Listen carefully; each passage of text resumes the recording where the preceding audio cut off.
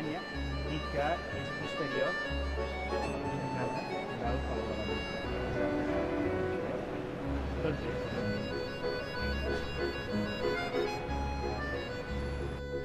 Perquè, bueno, el que pintaven en ell...